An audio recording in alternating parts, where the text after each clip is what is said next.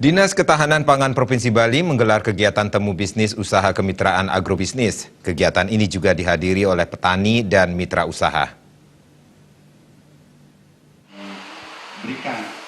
Temu bisnis merupakan rangkaian kegiatan dari Bali Festival Safety and Healthy Local Food yang akan diselenggarakan pada tanggal 25 sampai 27 Oktober 2019.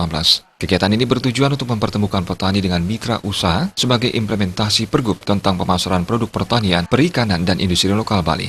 Selama ini yang menjadi kelemahan petani dalam menyalurkan produk pertaniannya yaitu kualitas produksi, konsistensi produk, dan kontinuitas dari produk pertanian. Dalam hal ini, Dinas Ketahanan Pangan akan selalu menghimbau melalui sertifikasi untuk para petani agar senantiasa menjaga kualitas produk. Beberapa persyaratan, ya.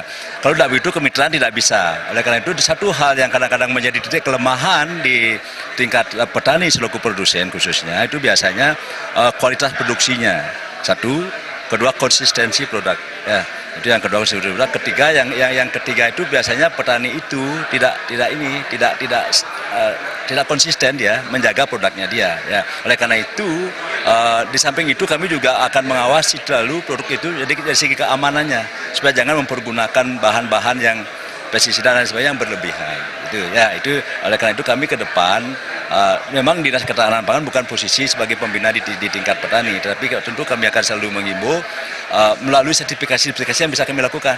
Kami bisa memberikan sertifikasi prima, sertifikasi organik nantinya.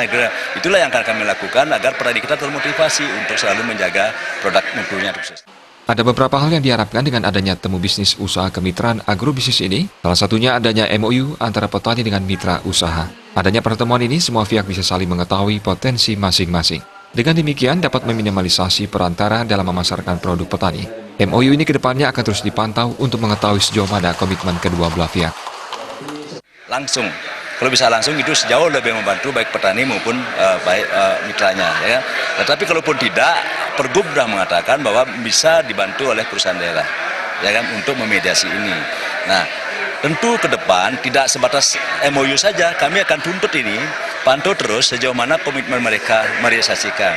Pasti ada kendala-kendala dalam melaksanakan itu. Nah, disinilah peran kami nanti mengkomunikasikan. Kalau misalnya dari produksi, produk kualitasnya kurang, kami akan sampaikan kepada pertanian, teman-teman di pertanian, kiranya inilah kelemahannya. Demikian kalau dari segi mungkin biasnya, ya kan, dari segi pembayaran dan seterusnya itu ada kelemahan, tentu kami akan sampaikan.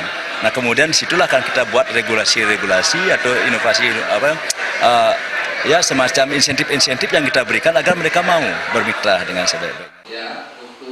MOU diharapkan dapat meningkatkan produktivitas petani dan produk petani bisa terserap dengan baik. Agung Ria dan Joka di Bali TV.